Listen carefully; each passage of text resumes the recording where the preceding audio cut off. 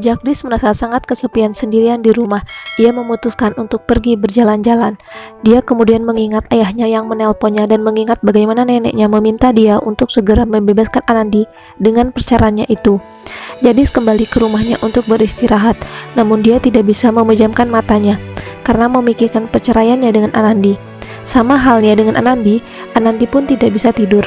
Keesokan paginya, Jagdish berbicara dengan Gauri tentang dia yang telah kehilangan pekerjaan dan dia harus pergi ke Jaitpur untuk proses perceraiannya dengan Anandi. Gauri mulai menyalahkan dirinya sendiri atas apa yang terjadi kepada Jagdish. Jagdish meminta Gauri untuk tidak bertindak seperti itu. Lalu Gauri meyakinkan Jagdish bahwa semuanya akan baik-baik saja.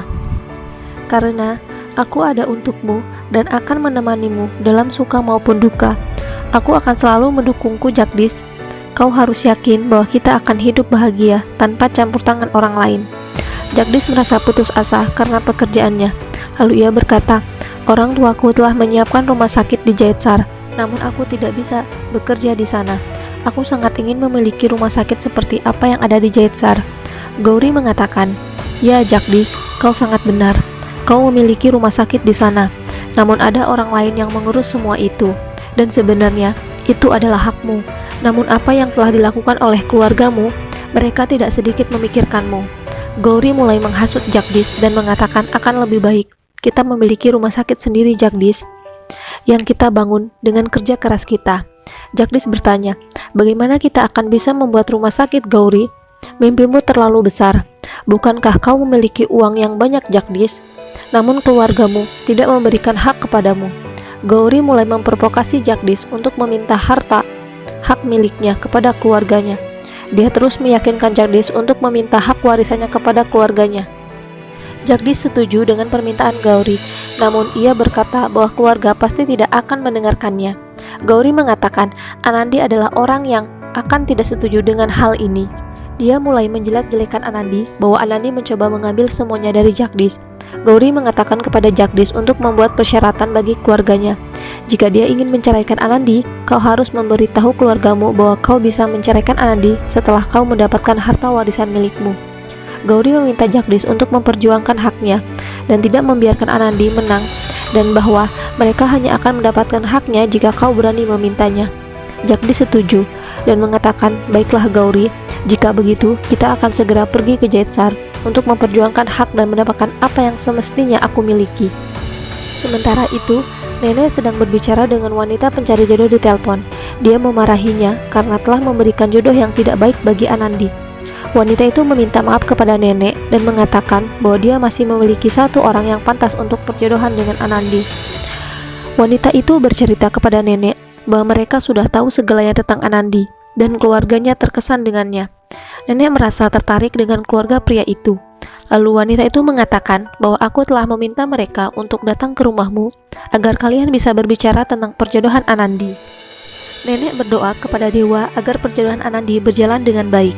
Byron datang ke sana dan memberitahu nenek bahwa dia telah memeriksa keluarga itu dan mengatakan semuanya bagus.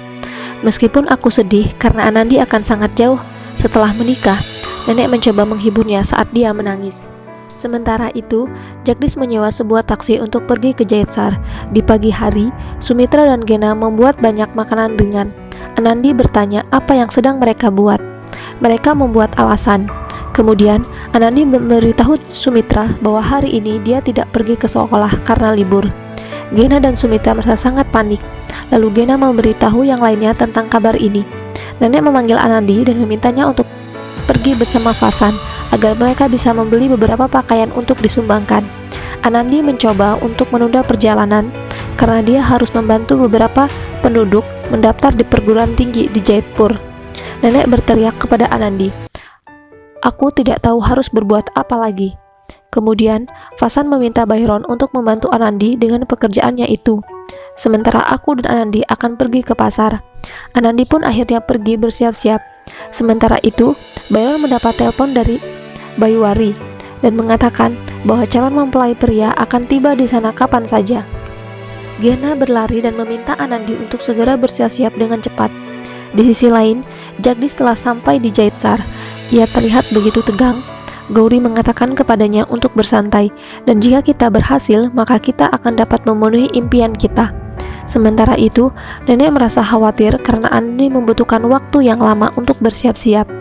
Nenek mengirim Anandi dengan tergesa-gesa. Dia kemudian menghela napas ketika Anandi pergi dengan Vasan. Tak lama kemudian, keluarga pihak calon mempelai pria datang. Nenek menyambut mereka.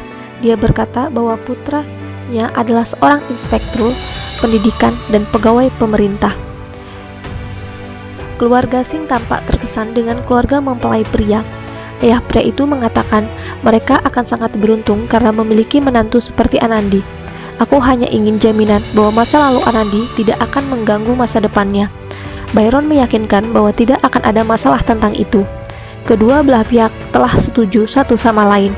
Nenek ingin menyelesaikan perjodohan, namun Byron mengatakan kita terlebih dahulu harus berdiskusi dengan Anandi sebelum memutuskan apapun.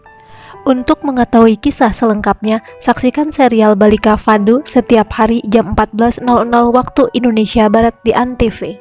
Dan bagi Anda yang baru bergabung menemukan channel ini, jangan lupa klik tombol subscribe, like, dan komen agar channel ini bisa memberikan informasi banyak di seputar serial Balika Fado, tentunya hanya di ANTV. Terima kasih.